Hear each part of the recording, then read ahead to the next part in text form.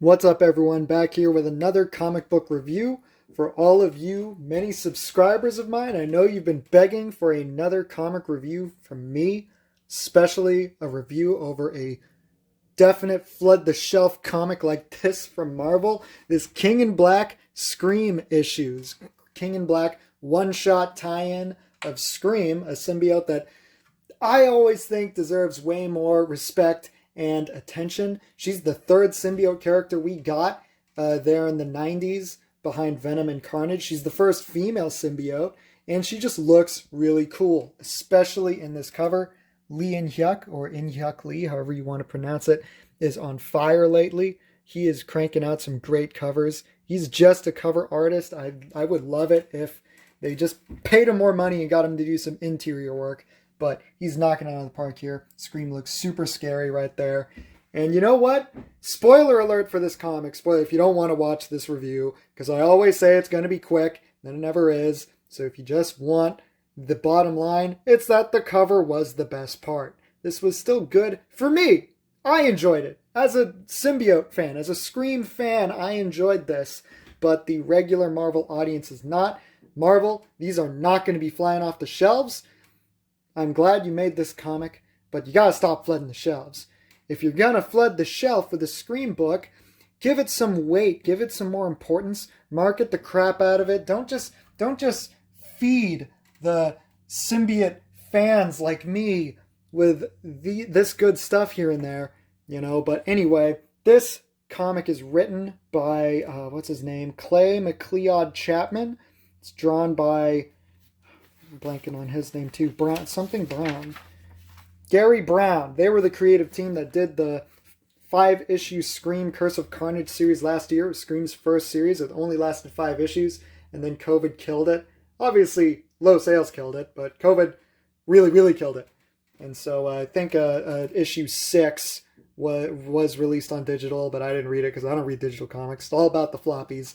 And issue 7 was solicited in Marvel Preview magazine, but I don't think anything ever came of that.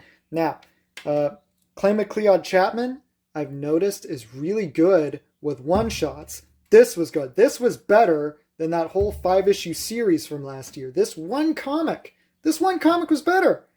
And he did a really good job with a Absolute Carnage tie-in called Separation Anxiety, or Absolute Carnage Separation Anxiety. Really good horror comic, really great stuff.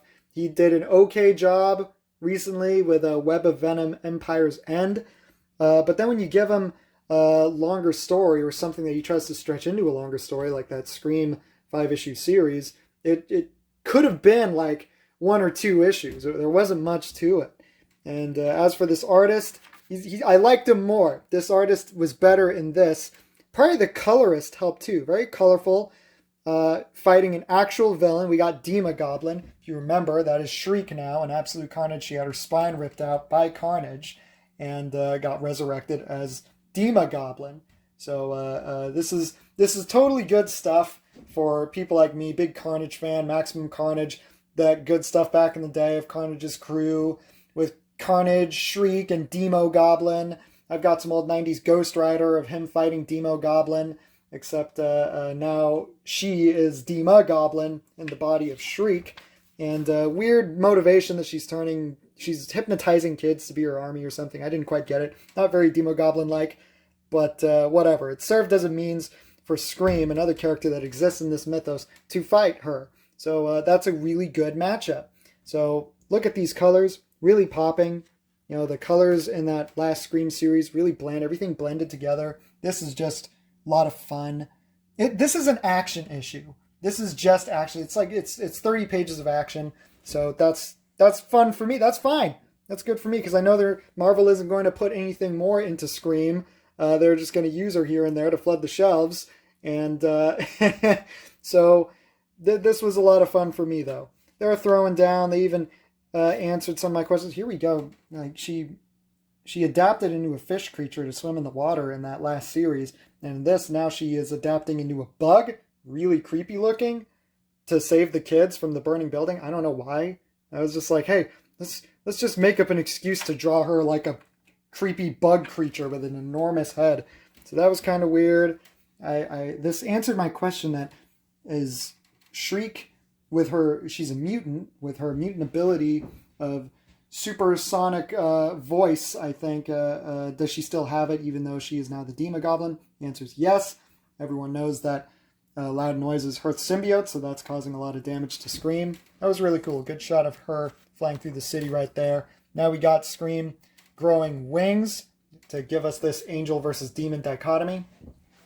So I guess Clay McLeod Chapman really wants to hit home that Scream has this adaptive power now, not just using her hair to hit you with it. So they're throwing down a bit, but ultimately Scream looks like she's won, and then Null shows up. So half this comic she fights Shriek or Demogoblin, half this comic she fights Null. Really weird that Demogoblin just starts kind of worshiping Null, and then Null just grabs her and tosses her aside like she's nothing. I'm sure we won't be seeing her again.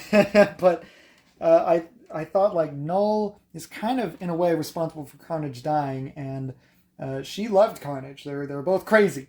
And so I thought it would have been better if she opposed Null and blamed him for Carnage's death, and we would have ended up with the same result, him tossing her aside.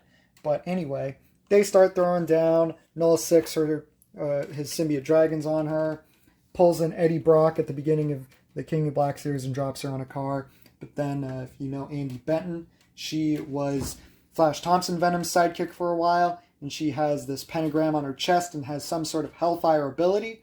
I don't really know much about her. I was introduced to her in the Venom Amazing Spider-Man crossover, Venom Inc., but now she is currently the wielder of the Scream symbiote. And so it answers the question that she still has her Hellfire powers. She's using it to just cut through those dragons like nothing. Charging at her right there, has this good shot of her just letting loose on that dragon. Apparently she has a lot of power with this Hellfire. Even melts Null's sword, which was crazy. Melts his face, but that really just pisses him off.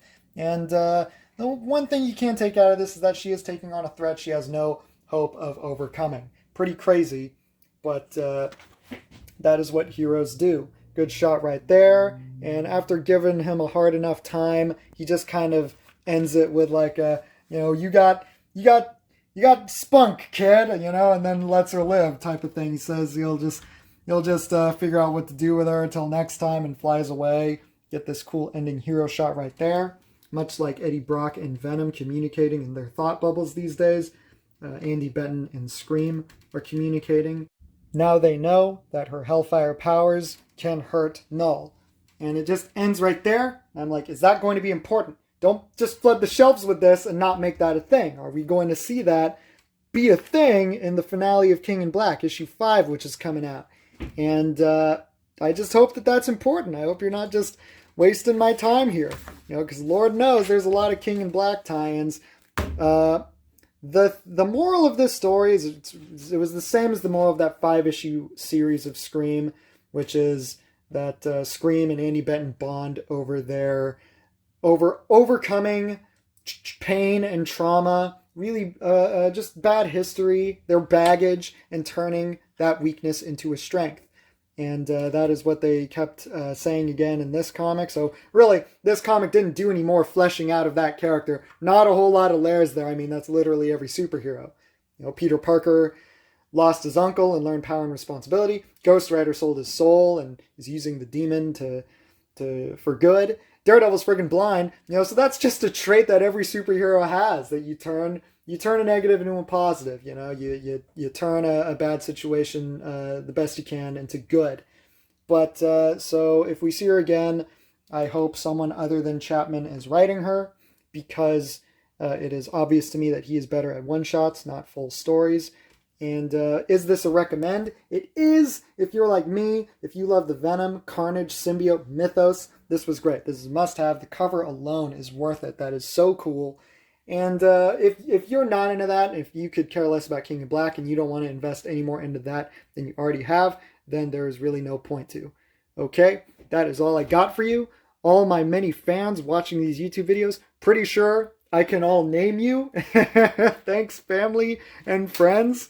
So, but seriously, tell me what you want me to read. Tell me what you want me to talk about. I'm just using this, as the kids call these days, this micro channel to get out all my many thoughts over this kind of stuff. So tell me what you want to hear, and I'll do my best to get back to you. I'll see y'all next time. Thanks for the view.